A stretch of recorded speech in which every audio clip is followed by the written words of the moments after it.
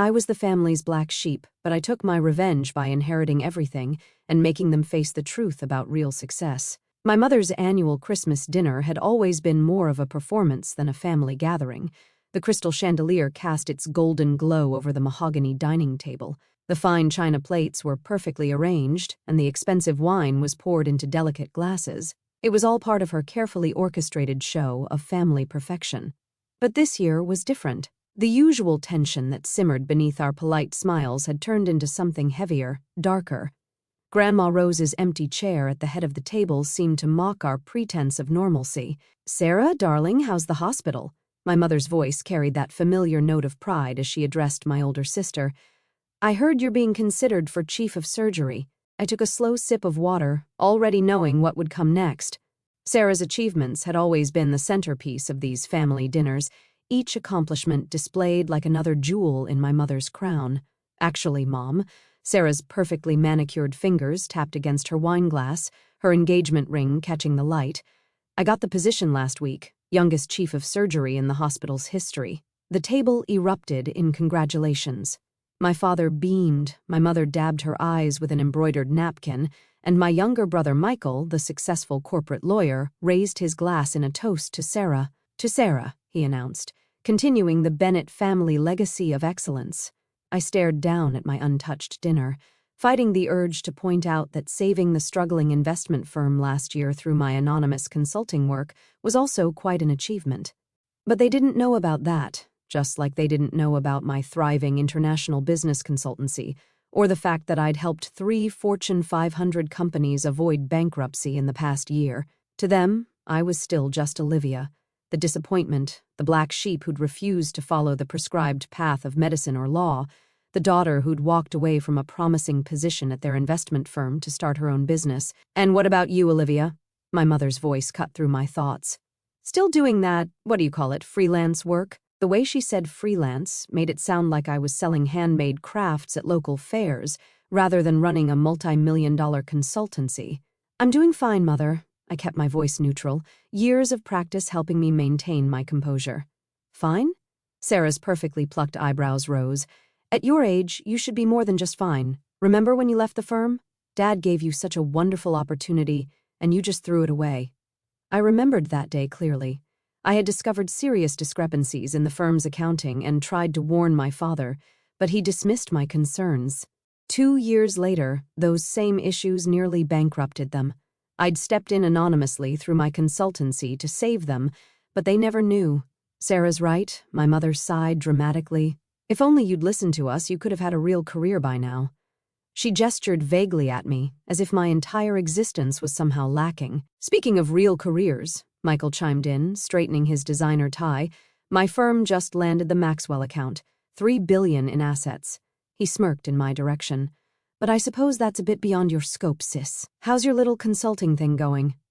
I thought about the confidential documents sitting in my home office, papers showing that the Maxwell account was actually being managed by my company, with Michael's firm handling only the basic legal work, but again, they didn't know that. "It's going well enough," I replied softly, cutting into my salmon with deliberate precision. "Well enough to afford that dress?" Sarah's eyes flicked over my simple black sheath dress. "I could take you shopping sometime. I know some lovely consignment shops." My dress was actually a hand-tailored piece from a small Parisian atelier, costing more than Sarah's monthly salary, but they didn't need to know that either. "That's so thoughtful of you, Sarah," I murmured, fighting back a smile as I thought of the Chanel bags gathering dust in my closet. The conversation drifted back to Sarah's accomplishments, Michael's cases, and my mother's social circle. I sat quietly, letting their words wash over me like background noise. My thoughts kept drifting to Grandma Rose, the only person in this family who'd ever really seen me. She had passed away 3 months ago, but her last words to me still echoed in my mind. "Patience, my dear. Sometimes the best revenge is letting them underestimate you until the perfect moment." The perfect moment was coming sooner than they knew. Tomorrow morning the family would gather at Mr. Harrison's office for the reading of Grandma's will. They were all so certain about what would happen. The family estate split between Sarah and Michael, the vacation homes, the investment portfolios, all divided between the successful siblings. But Grandma Rose had always been cleverer than anyone gave her credit for. She'd seen through the family's pretense, recognized their hollow achievements for what they were. Most importantly, she'd known exactly what I'd built while they were all too busy looking down their noses at me. "I heard from Mr. Harrison today," my mother announced, pulling me from my thoughts. "The will reading is at 10 tomorrow. I assume you'll be there, Olivia, though really it's more a formality for you." "Of course, Mother." I dabbed my lips with my napkin, hiding my smile. "I wouldn't miss it for the world. Just try not to be disappointed," Sarah added with false sympathy. We all know Grandma Rose understood the importance of keeping the family legacy in capable hands. If only they knew that Grandma Rose had been my first investor, that she'd helped me establish my company while they were all dismissing my dreams as foolish fantasies. If only they knew that their precious family legacy was already in my hands. But they would find out soon enough. Tomorrow, their carefully constructed world of superiority would come crashing down. Tomorrow, they would learn that the black sheep they had dismissed for so long was actually the wolf they should have feared. I raised my water glass, offering them a smile that none of them could quite read. "To family," I said quietly. They all echoed the toast, their glasses clinking with expensive certainty. None of them noticed the glint in my eye, the slight curve of my lips that wasn't quite a smile. None of them had any idea what was coming. As I drove home that night, my phone buzzed with a text from Mr. Harrison. "Everything is prepared for tomorrow, Miss Bennet, just as your grandmother arranged." I didn't reply. Instead, I parked my car in the private garage of my penthouse apartment, the one my family thought was a modest rental in a developing neighborhood, and made my way to my home office. The wall of windows offered a spectacular view of the city skyline, lights twinkling like stars against the dark sky. Opening my safe, I pulled out a thick manila envelope. Inside was Grandma Rose's letter to me, written 6 months before her death. I'd read it so many times I knew the words by heart, but tonight I needed to see them again. "My dearest Olivia," it began, "they never saw you clearly, did they? Too busy preening in their own reflections to notice the quiet strength you were building. But I saw you. I saw how you turned their dismissal into determination, their doubt into drive. Tomorrow they'll finally see what I've seen all along. The black sheep of the family isn't lost. She's been leading the flock all along. All my love, Grandma Rose." I placed the letter back in the safe, next to the documents that would change everything tomorrow. Then I poured myself a glass of wine, a rare vintage that cost more than Michael's monthly mortgage payment, and settled into my favorite armchair. Tomorrow would be interesting indeed. Mr. Harrison's law office occupied the entire top floor of one of the city's most prestigious buildings. As I stepped out of the elevator at precisely 9:45 a.m., I couldn't help but smile at the irony. I actually owned this building through one of my shell corporations. Not that my family knew that. The reception area was already full. Sarah sat perched on an expensive leather chair, her surgeon's hands fidgeting with her pearl necklace. Michael paced by the window, his Italian leather shoes clicking against the marble floor. My parents sat together, my mother's face carefully composed, though her fingers drummed restlessly against her designer handbag. "Cutting it rather close, aren't you?" Sarah's voice dripped with disapproval as I walked in. I checked my watch, still 15 minutes early, but didn't bother responding. Instead, I took a seat near the window, smoothing down my simple black dress, the same one they'd mockingly suggested came from a consignment shop. Now, my mother interjected with forced cheerfulness, "let's all try to remember what Grandma Rose would want, family harmony." Michael snorted. "Family harmony? Please, Mother, we all know why we're here. The family estate needs proper management, and some of us," his eyes flickered meaningfully toward me, "clearly aren't equipped for that responsibility." Before I could respond, Mr. Harrison's assistant opened the conference room doors. "The family may enter now." We filed in like actors, taking our places on stage. The conference room was impressive, all dark wood and leather, with floor-to-ceiling windows offering a panoramic view of the city. At the head of the long table sat Mr. Harrison, his silver hair and wire-rimmed glasses giving him an appropriately grave appearance. "Good morning, everyone," he began, his voice carrying the weight of 40 years of legal practice. "We're here today for the reading of Rose Eleanor Bennett's last will and testament." I watched my family settle into their seats, all of them wearing nearly identical expressions of barely concealed anticipation. They'd spent the last 3 months since Grandma's death carefully planning how they'd divide her considerable estate. "Before we begin," Mr. Harrison continued, I must stress that what I'm about to read reflects your grandmother's explicit wishes. She was, he paused, his eyes meeting mine for a brief moment, very specific about certain conditions. Conditions? My father frowned. What conditions? The estate should simply be divided between the children, as is traditional in our family. Mr. Harrison cleared his throat. Perhaps it's best if I simply read the will. He opened a thick leather portfolio and began, I, Rose Eleanor Bennett, being of sound mind and body, declare this to be my last will and testament. The initial paragraphs were standard legal language. I watched my siblings grow increasingly impatient, Michael checking his watch, Sarah tapping her perfectly manicured nails against the table. Then came the part they'd been waiting for. Regarding the distribution of my estate, valued at approximately $48 million, Sarah sat up straighter, Michael stopped checking his phone. I hereby declare that the entire estate, including all properties, investments, and assets, shall be placed under the sole control of my granddaughter, Olivia Bennett. The silence that followed was absolute. You could have heard a pin drop on the thick carpet. What? Sarah's voice came out as a strangled whisper. Mr. Harrison continued reading, his voice steady. However, Olivia will have the authority to distribute portions of the estate to other family members if, and only if, she deems them worthy. Her decisions in this matter shall be final and binding. This is ridiculous, Michael exploded, jumping to his feet. She can't do this. I assure you she can and did, Mr. Harrison replied calmly. Furthermore, there's more. My mother had gone pale. More? Yes, the will continues. To ensure my wishes are carried out, I have arranged for all family trust funds, including those previously established for Sarah and Michael Bennett, to be transferred under Olivia's control, effective immediately. The chaos that erupted was exactly what I'd expected. Sarah burst into tears, her perfect makeup beginning to run. Michael started shouting about contesting the will. My mother looked like she might faint. My father stood up, his face red with anger. This is preposterous. Olivia doesn't know the first thing about managing this kind of wealth. She runs a small consulting business, for God's sake.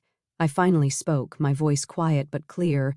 Actually, Father, there's something you should know about that small consulting business. Mr. Harrison handed me a folder. I opened it, laying out several documents on the table. Phoenix Global Consulting Group, I began, watching their faces. Ever heard of it? Michael scoffed. Of course. They're one of the largest financial consulting firms in the world. They're the ones who saved Dad's company last year when... His voice trailed off as realization began to dawn. When it was about to go bankrupt, I finished for him. Yes, I know. I'm the one who arranged that bailout. What are you talking about? Sarah demanded. I am the founder and CEO of Phoenix Global, I said simply. I have been for the past 8 years. Grandma Rose was my first investor. The silence that followed was deafening. My mother's hand flew to her throat, clutching her pearls. My father had gone from red to white, all the blood draining from his face. That's impossible, Michael stammered. Phoenix Global is worth just over $3 billion, I finished for him, which makes Grandma's $48 million estate seem rather modest in comparison, doesn't it? Sarah's tears had stopped abruptly. But you live in that small apartment. You wear these simple clothes. I couldn't help but smile. That small apartment is a penthouse that costs more than your house, Sarah. And this simple dress? It's custom made by the same designer who refuses to sell to you because you were rude to his staff last year. Why? My mother whispered. Why didn't you tell us? Would you have believed me? I asked quietly. You were all so convinced I was a failure, so certain I couldn't succeed without following your prescribed path. It was easier to let you think what you wanted. And Grandma knew. My father's voice was barely audible. She knew everything. I confirmed she watched all of you dismiss me, underestimate me, mock my choices, and she watched me build something far beyond what any of you have achieved. Mr. Harrison cleared his throat. There's one final part of the will I need to read. Everyone turned back to him, still shell-shocked. To my family, he read, I leave you with this lesson. True success isn't measured by titles or appearances, but by character and determination. I've watched you all pride yourselves on your achievements while belittling the quiet ambition of my beloved Olivia. Today, you learn how wrong you've been. The black sheep of your family has become the shepherd of your flock. I stood up, gathering my papers. Mr. Harrison will provide you all with documents detailing the new financial arrangements. I suggest you review them carefully. Your trust funds will remain intact, but there will be conditions. Conditions? Michael's voice cracked. What conditions? I paused at the door, turning back to face my family, these people who had dismissed me for so long, who were now staring at me like they'd never seen me before. That's for me to decide, I said quietly. After all, I'm no longer the black sheep you can ignore. I'm the one holding the purse strings now. As I walked out of the conference room, I heard Sarah burst into fresh tears, Michael start swearing, and my mother call my name, but I didn't look back. In the elevator, I pulled out my phone and opened my banking app. A new notification popped up, trust fund transfers complete. Everything had changed, but this wasn't about revenge. It was about justice, about finally being seen for who I really was. Grandma Rose would have been proud. The next few weeks were exactly what I'd expected, a storm of desperate attempts to regain control. My phone buzzed constantly with messages from family members, each one more manipulative than the last. From Sarah, Olivia, we need to talk. I know we've had our differences, but we're still sisters. You can't just cut us off like this. From Michael, this is completely unfair. I have commitments, investments. I need access to my trust fund. From Mother, darling, please, what will people say? The country club is already buzzing with rumors. We need to present a united front. I read each message but didn't respond.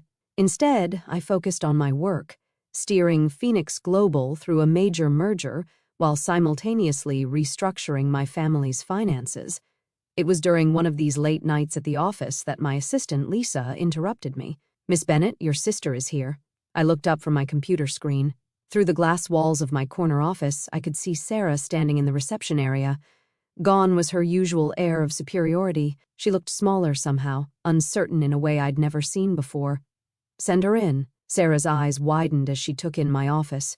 The spectacular city view, the elegant furnishings, the clear symbols of power and success she'd never imagined I possessed. "This is quite something," she managed, sinking into one of the leather chairs across from my desk. "What do you want, Sarah?" She flinched at my directness. "I've been doing a lot of thinking since the will reading," she said, "about how we treated you, about all the things we never knew." "You mean all the things you never bothered to ask about?" I corrected quietly. "Yes," she whispered. "That too." She took a deep breath. "The hospital board is reviewing my position as chief of surgery. Apparently some questions have been raised about certain decisions I made." I nodded. I knew all about those decisions, the corners cut, the favors called in, the qualified candidates pushed aside to secure her position. "And you're here because?" "Because I need your help," she admitted, her voice cracking, "not just with money, but with everything. I've built my whole life on appearances, on what mother and father expected. I don't know who I am without that." I studied my sister's face, seeing for the first time the cracks in her perfect facade. "Do you know why Grandma Rose invested in my company?" Sarah shook her head. "Because I showed her a real business plan. Not a name or a title or a designer outfit, actual substance. She taught me that true success isn't about impressing others, it's about building something meaningful." Tears started rolling down Sarah's cheeks, smearing her expensive mascara. "I never knew her like you did I? I was too busy trying to be perfect." "No, I agreed, you didn't." I opened my drawer and pulled out a folder. "This contains two things. First, a complete audit of your decisions at the hospital. Second, a plan to correct those mistakes ethically and legally." Her hands trembled as she took the folder. "Why would you help me after everything?" "Because Grandma Rose didn't make me the executor of her will for revenge. She did it to teach this family a lesson about value, real value." The next visitor came 3 days later. Michael stormed into my office unannounced, his face red with anger. "You've frozen all my accounts," he shouted. "Do you have any idea what this is doing to my reputation?" I calmly looked up from my computer. "Sit down, Michael." Something in my voice made him comply. I pulled up a document on my screen and turned the monitor toward him. "Do you recognize this?" His face went pale. It was a detailed report of every client he'd overcharged, every corner he'd cut, every ethical line he'd crossed in his pursuit of success. "How did you—" "I know everything, Michael. Every shortcut, every lie, every client you've cheated. Did you really think I wouldn't investigate before taking control of the family's finances?" He slumped in his chair. "What are you going to do? That depends on you. I have a proposal, one that involves you actually earning your success for a change." The hardest conversation came last. My parents requested a meeting at their house, the home I'd grown up in, where I'd spent so many years feeling invisible. They were waiting in the living room, looking oddly diminished. The usual trappings of wealth surrounded them, but somehow they no longer seemed to fit. "Olivia," my mother began, "we've been talking about everything, about how we treated you." My father cleared his throat. "When I nearly lost the company last year, it was you who saved it, wasn't it? Through Phoenix Global." I nodded. "Why?" he asked. "Why help us after how we treated you?" "Because that's what families should do," I replied. "Support each other, not tear each other down to feel superior." My mother started crying softly. "We were so wrong about you, so terribly wrong." "Yes, I agreed you were. But that's not why I'm here." I opened my briefcase and took out several documents. "These are the new terms for the family trust. There will be changes." They listened in silence as I outlined my conditions. No more trust fund payments without proof of actual work or contribution. No more blank checks for maintaining appearances. Resources would be allocated based on merit, not status. "But what will people think?" my mother whispered. "That's exactly the kind of thinking that got us here," I pointed out. "It's time for this family to develop some substance behind the style." 1 month later, I stood in my office, looking out over the city lights. My phone buzzed with a text from Sarah. She was starting over at a smaller hospital, working her way up properly this time. Michael had accepted a junior position at a respected law firm, learning to do things the right way. My parents were adjusting to their new reality, slowly learning to value achievement over appearance. On my desk sat a framed photo of Grandma Rose, her eyes twinkling with that knowing look she always had. Next to it lay her final letter to me, the one I'd only opened after the will reading. "My dearest Olivia," it read, "by now they know, not just about your success, but about the strength they never saw. Use this power wisely, not for revenge, but for redemption. Sometimes the black sheep becomes the shepherd, not to punish the flock, but to guide them to better pastures. You've built something remarkable, my dear. Now help them build something real of their own.